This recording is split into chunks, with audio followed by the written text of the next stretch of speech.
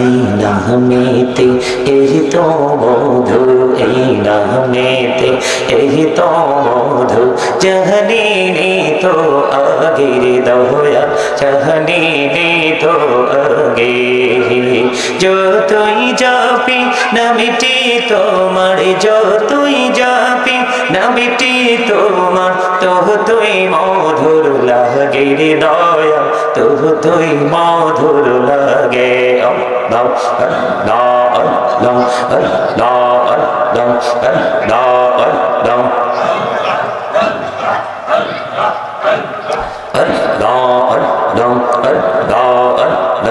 এলাহো দেহি আর মাঝে, এলাহো দেহি আর মাঝে, কিসের করো খেলা, পিছের দিকে চাইয়া দেখো, পিছের দিকে চাইয়া দেখো, ডুবে যায় তোর বেলা রে।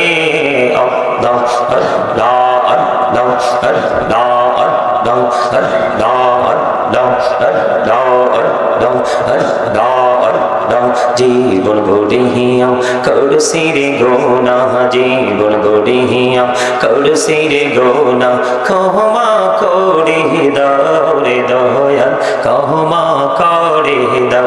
রে গোনা গলে ক্ষমা করিয়া, গোনা গলে ক্ষমা করিয়া, কবুল করে নাও রে দয়াল, কবুল করে নাও। আল্লাহ আল্লাহ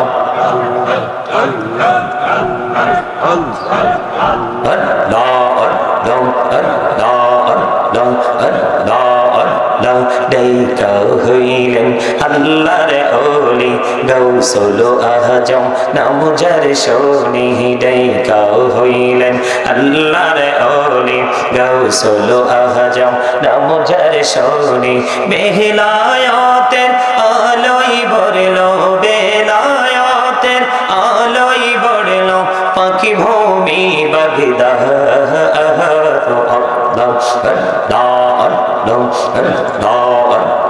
ডাইকা হইলেন আল্লাহর ওলি, শাহজালাল নাম যার শোনি, ডাইকা হইলেন আল্লাহর ওলি, শাহজালাল নাম যার শোনি, সুরে মহানদী পারে হয়ে যায়, সুরে মহানদী পারে হয়ে যায়, বিছানা যার পাহাড়। Allah Allah Allah Allah Allah Allah ডাইকা হইলেন আল্লাহর ওলি, আমানত শাহ নাম যার শোনি, ডাইকা হইলেন আল্লাহর ওলি, আমানত শাহ নাম যার শোনি, রহমান দিয়ে বানাই নৌকা, রহমান দিয়ে বানাই নৌকা, সইনা হইও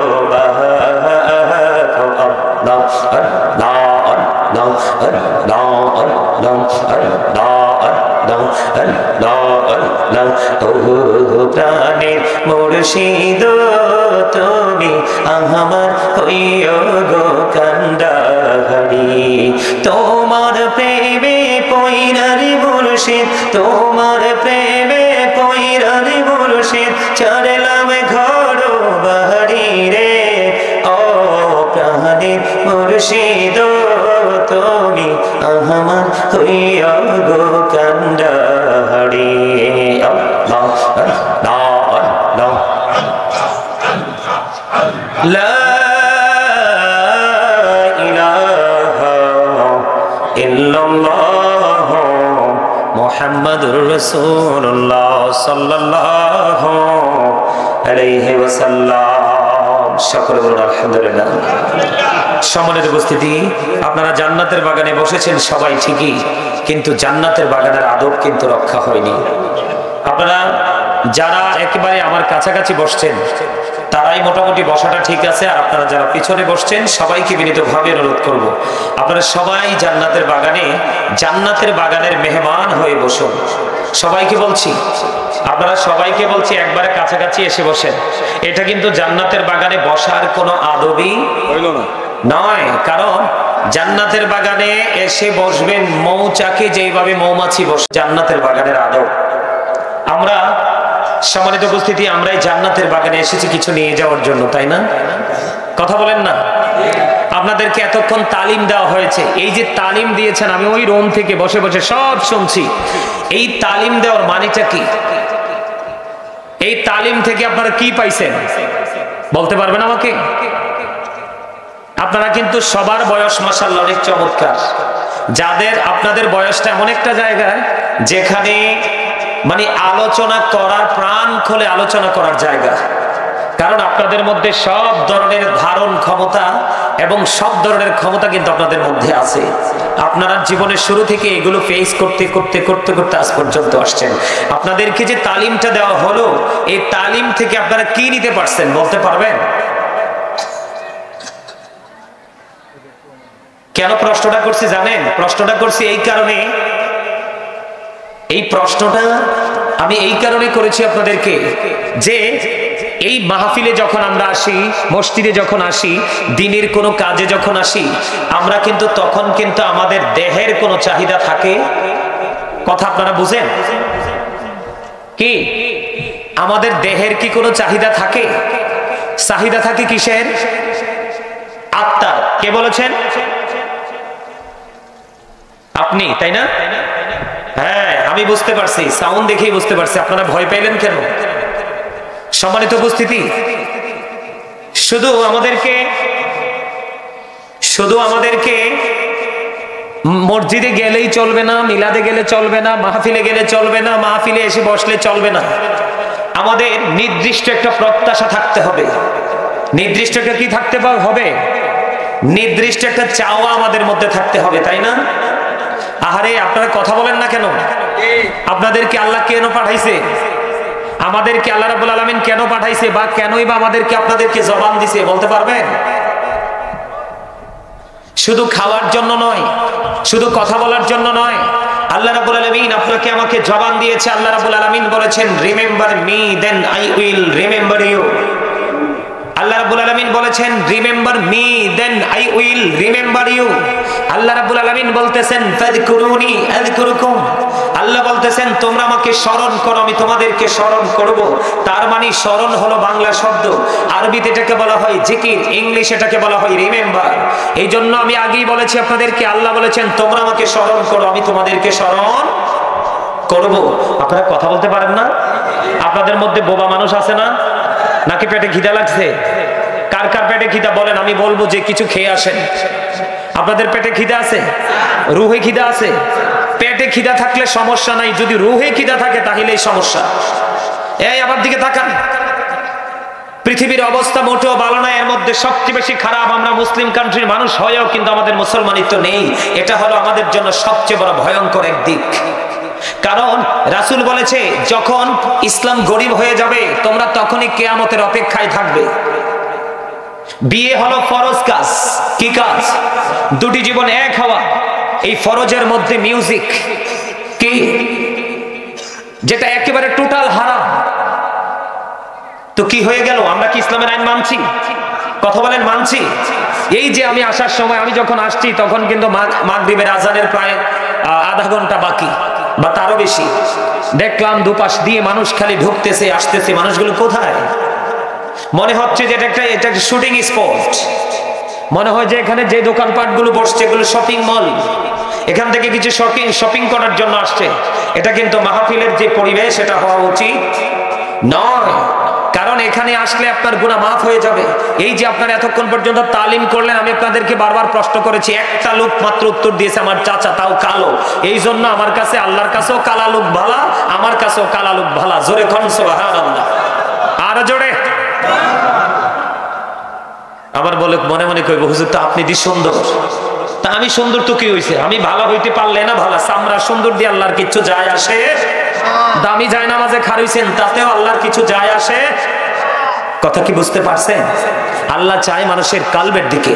আমি আপনাদেরকে ছোট্ট একটা এক্সাম্পল দিয়ে আজকে আমি আমার আলোচনা যাব। কেন যাব, কেন এক্সাম্পলটা দিব? কারণ আপনাদের অনেক বেশি ঘাটতি, এখনো পর্যন্ত কিন্তু নিজেদেরকে চিনতে পারেননি। এখনো পর্যন্ত যদি চিনতে পারতেন, যিনি তালিম দিয়েছেন উনি যখন তালিম দিচ্ছেন এই প্যান্ডেলে জায়গা হওয়ার মতো কথা না। গত কত তারিখে জলিলিয়া দরবার শরীফে গেলাম, যে গত 17 তারিখে নিয়ে গেছিলাম, ওই যে জলিলিয়া দরবার শরীফ গত 17 তারিখে ওই যে আল্লামা এম এ জলিল সাহেবের নাম শুনেন নাই আপনারা? আমাদের বাংলাদেশের সুন্নিয়তের একজন রণবীর ছিলেন।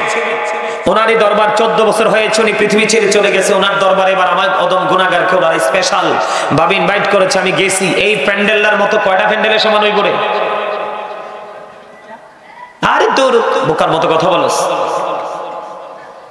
এই প্যান্ডেলটা মিনিমাম 5 থেকে 6টা প্যান্ডেলের সমান হবে, শুধু পুরুষ প্যান্ডেলটা। আমি যখন ঢুকতেছি তখন ওনারা বলছে যে হুজুর, মহিলা এই পর্যন্ত প্যান্ডেলে 5000 ঢুকছে। কত হাজার?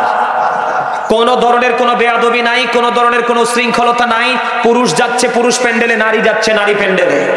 কেউ কারো দিকে তাকাচ্ছে না, কেউ কাউকে ডিস্টার্ব করছে না, এত সুশৃঙ্খল পরিবেশ। বলে হুজুর কেন বললেন? আমি যখন স্টেজে ধরলাম, জিকির শুরু করলাম, সাতক পাখির মতো প্যান্ডেলটা একটু এলোমেলো ছিল, একেবারে পরিপূর্ণ হয়ে গেল। একটা মানুষ কোনো নড়াচড়া নাই, একমাত্র হাজত ছাড়া। বলে হুজুর এই কথাটা কেন বললেন? বলছি এই কারণে আমাদের যেই মানে সেন্সিটিভ ভাবে আমাদেরকে দরবারগুলোতে অ্যাটেন্ড করার কথা, সেই জায়গাটা কিন্তু আমরা করতে পারছি না। তার কারণ কি জানেন? আমরা আমাদেরকে এখনো পর্যন্ত চিনতে পারিনি। আসেন আসেন বসেন। ওনার ছোট ভাই না, আজকের সভাপতি সাহেবের ছোট ভাই, সহ সভাপতি। আলহামদুলিল্লাহ বলেন, আর জোরে বলেন না, আরে জোরে। সম্মানিত উপস্থিতি, এই মানুষটা আপনাদের পীর সাহেব কেবলা, তাই না? আমার সাথে এত গভীর প্রেমের বন্ধন। এবছর বিশ্বাস করুন, আমি গতকালকে অসুস্থ, গতকালকে প্রোগ্রাম ক্যান্সেল করছি। গেছি রে গতকালকে প্রোগ্রামে যাইনি, এত অসুস্থ ছিলাম। গত বছর না জানি এর আগের বছর রাস্তা থেকে ফিরে গেছি অসুস্থ হয়ে, জ্বর। তা আল্লাহরে বলছি, আল্লাহ যে মানুষ আমাকে এত ভালোবাসে উনি দেশে আসছে, দেখা হয় নাই, আমি যেন অন্তত পক্ষে যে আলোচনাটা ওনার সামনে বসে করতে পারি, আমাকে অন্তত পক্ষে সেই সুযোগটা দেন। আলহামদুলিল্লাহ বলেন। আমি আপনাদের কাছে আসছি, কতটুকু আলোচনা করতে পারবো জানি না। আমার কিন্তু আজকে এই যে জানুয়ারির 5 তারিখ থেকে এই পর্যন্ত কিন্তু অসুস্থ, খাবার নাই, খাবারের মোটেও রুচি নাই। একটা জ্বর আসছিল, জ্বরের পরে ঠান্ডা কাশ হয়েছে, এরপরে যে রুচি কোথায় গেছে নিজেও জানি না। কিন্তু দৌড়াইতে তো হইতেছে, ওই আগে থেকে শিডিউল সেটিং করা। যাই হোক, আমি আমার কথা বলছি না, আমি যতটুকু আলোচনা করতে পারি আপনাদেরকে সন্তুষ্ট করার মতো কাজ করব। কারণ আমি আরো আগে একবার আসছিলাম, অনেক রাত্রিতে এসে দেখছি মুরব্বীগুলো, প্রত্যেকটা মুরব্বীর সিনায় দেখছি প্রেমের বাসা, ভালোবাসার। মনে হয় যে সিনাটা ভালোবাসার একটা গোড়াউন। সুবহানাল্লাহ বলেন। সম্মানিত উপস্থিতি, আমি আপনাদেরকে বলে দিতে চাই, একদম স্ট্রেট ফরওয়ার্ড ভাবে আপনারা একটু মন দিয়ে শুনবেন। আমার কথা শুনতে হলে আপনাদেরকে কিছু শর্ত মানতে হবে। এই সাইড টক হবে না কিন্তু, এটা কিন্তু এখানে কাউন্টিং হচ্ছে। আসলে জান্নাতের বাগানে আসতে হবে, এখানে কিন্তু ভিড় জমানো যাবে না। Out, get out.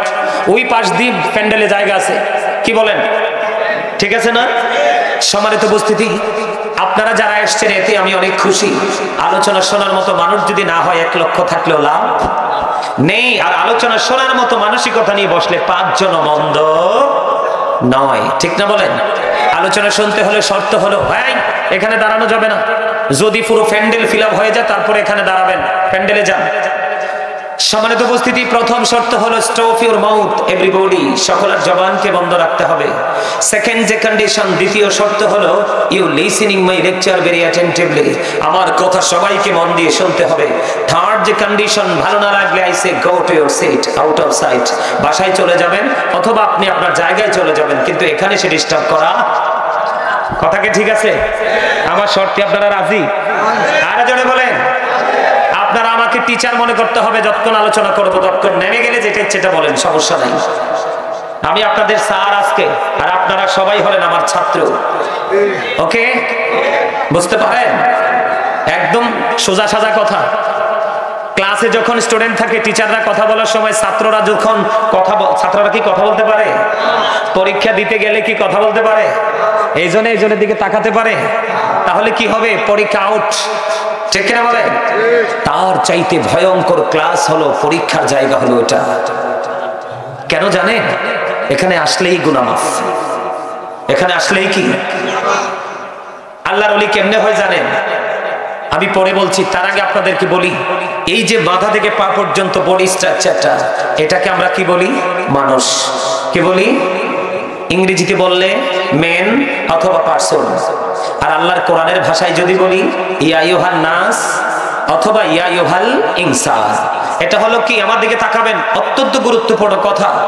এই যে মাথা থেকে পা পর্যন্ত বডি স্ট্রাকচারটার নাম হলো এই মানুষ, সংক্ষিপ্ত পরিচয়। এই মানুষটা কিন্তু আসল নয়, এই মানুষের ভিতরে আরেকটা মানুষ আছে, সেই মানুষটার নাম আল্লাহর কোরআনের ভাষায় আল্লাহ বলেছেন রূহ। এটাকে ইংলিশে বলা হয় সোল, বাংলাতে বলা হয় এটাকে আত্মা। আল্লাহ বলেছেন say the soul is the order of my Lord. আল্লাহ বলেছেন অনলি রূহ মিন আমরি রব্বি, first tense, present tense, future tense, অতীত, বর্তমান, ভবিষ্যৎ। এখানে তিনটা সময়, তিনটা কাল বোঝানো হয়েছে। কয়টা? কেন বললাম এই জায়গায়, কেন আসলাম জানেন? কারণ যখন আপনার আমার দেহটা বাবা মায়ের মাঝে, তখন কিন্তু আপনার আমার আসল মানুষটা, যেটা আমার মধ্যে থাকার কারণে আমি জীবিত বা মানুষ হিসাবে মানুষ আমাকে বলে, এই মানুষটা তখন ছিল আলমে আরোহা রুহের জগতে। কোথায়? যখন রুহের জগতে আপনার রুহটা ছিল, তখন কি আপনি আমি মানুষ ছিলাম? ছিলাম না। কেউ কিন্তু মানুষ বলার সাহস পাইনি। বাবা মায়ের বিয়ে হলো, মিলন হলো, মায়ের উদরে আপনার আমার বডিটা তৈরি হলো, তখন রুহের জগৎ থেকে ট্রান্সফার করে আপনার আমার ভিতরে রুহটাকে ঢুকিয়ে দিল। সময় মতো মায়ের কলিজা ছেড়ে পৃথিবীতে আসলাম। 7 দিনের দিন, যারা আল্লাহ রাসূলের আইন মেনেছে, 7 দিনের দিন নাম রাখলো, চুল ফালালো, আকিকা দিল। সেই নামকরণ থেকে আজও পর্যন্ত আমি সেই নামেই খেত। কিন্তু এই পর্যন্ত এসেছি, বাকি কতদিন যাব সেটা আপনিও জানেন না, আমিও জানি না। যেই দিন আপনার থেকে আবার, যেদিন আপনার মাঝে রুহটা ছিল না, আসল মানুষটা ছিল না, সেদিন আপনাকে আমাকে কেউ মানুষ বলেনি, কারণ আমি মানুষ তো ছিলাম না। দেহ এবং আত্মা মিলে মানুষ হয়। কি হয়? মানুষ হয়। যখন আত্মা মিলে গেল দেহের সাথে, তখনই মানুষ রূপে আসলাম, এখনো মানুষ রূপে আছি। কিন্তু যেদিন আপনার আমার মধ্য থেকে রুহটা চলে যাবে, সেদিন কিন্তু I am dead, you are dead নামের আগে যুক্ত হবে মরহুম আব্দুল জলিল। তার মানে কি, দেহ থেকে যখন আবার পাখি চলে গেল, তখন কিন্তু আপনি আমি আবারও ডেড হয়ে গেলাম। তার মানে আপনি আমি আর নাই, আসি। আপনারা একবার ঘর থেকে বের করলাম, নিবে কোনোদিন? আপনারা আমার চেয়ে বেশি দেখছেন, কারণ আমি আপনাদের তুলনায় বাচ্চা। আমি দেখছি হাঁটু পানির মধ্যে পর্যন্ত আপনার লাশ রাখছে, পানি উঠাইলে আবার পানি আসে, হুজুর আসছে, কিচ্ছু করার নাই, শোয়াই দেন, শোয়াই দিছে, আমি সব জানাজা বাটি দিয়েছি। তো তখন তো আপনি আমি মানুষ নেই। তাহলে এখান থেকে কি বোঝা গেল? মানুষের আসল সত্তা তার দেহ নয়, তার আত্মা। কোনটা? কথা বলেন, কোনটা? আত্মা। তাহলে এই প্রত্যেকটা মানুষ কি ডবল না? একটা তার দেহ, একটা তার আত্মা, রূহ। তো এখান থেকে কি বোঝা গেল? একটা মুমিন মুনাফিক না, কিন্তু আল্লাহ যা বলেছে, কখনো বলেছে হে ঈমানদারগণ, হে মুমিনগণ। আল্লাহ কিন্তু যা বলেছেন মুমিনদেরকে ডেকে ডেকেই বলেছে। কোন মুনাফিককে কিন্তু আল্লাহ ডাক, কোন বেঈমান কাফের মুশরিককে ডাক। যা বলেছেন আল্লাহ ঈমানদারকে, ইয়া আইয়ুহাল্লাযিনা আমানু ইয়া আইয়ুহান নাস, আল্লাহ বলছে না? তো আল্লাহ রাব্বুল আলামিন মুমিনকে বলেছেন। তো প্রত্যেকটা মুমিনের প্রতিদিন কাজ হলো কি, যার ঈমানি দায়িত্ব হলো তার প্রতিদিন 2 ধরনের খাবার জোগাড় করা। একটা তার দেহের খাবার, আরেকটা তার রুহের খাবার। একটা হলো তার দেহের জন্য বাজার, আরেকটা করতে হবে তার রুহের জন্য বাজার। একটা বাজার লাগবে তার পৃথিবীর জন্য, আরেকটা বাজার লাগবে তার ফিউচারের জন্য, যেটা ফিউচার, ভবিষ্যতের জন্য। এই বাজারটা পৃথিবীর যেই কোনো জায়গায় গেলেই পৃথিবীর বাজার করা যায়, কিন্তু রুহের বাজার কিন্তু যেই কোনো জায়গায় গেলে করা যায়। এটি স্পেসিফিক কিছু জায়গা আছে, সেই জায়গাগুলোতে আসলে রুহের বাজার করা যায়। যেমনটি আজকেরই কাদরিয়া দরবার শরীফ, পীর কাসিমপুর, এটা হলো আজকে রুহের বাজারের জায়গা। এই জন্য আপনাদের আমাদের সকলের প্রত্যাশা রাখতে হবে যে আমরা আজকে রুহানিয়তের বাজার করতে এসেছি, যেই বাজার আমাদের পৃথিবীতে কাজে লাগবে, কিন্তু বেশিরভাগ কাজে লাগবে ওপারে যাওয়ার পরে। সুবহানাল্লাহ বলেন না কেন? এই জন্য রাসূল বলেছে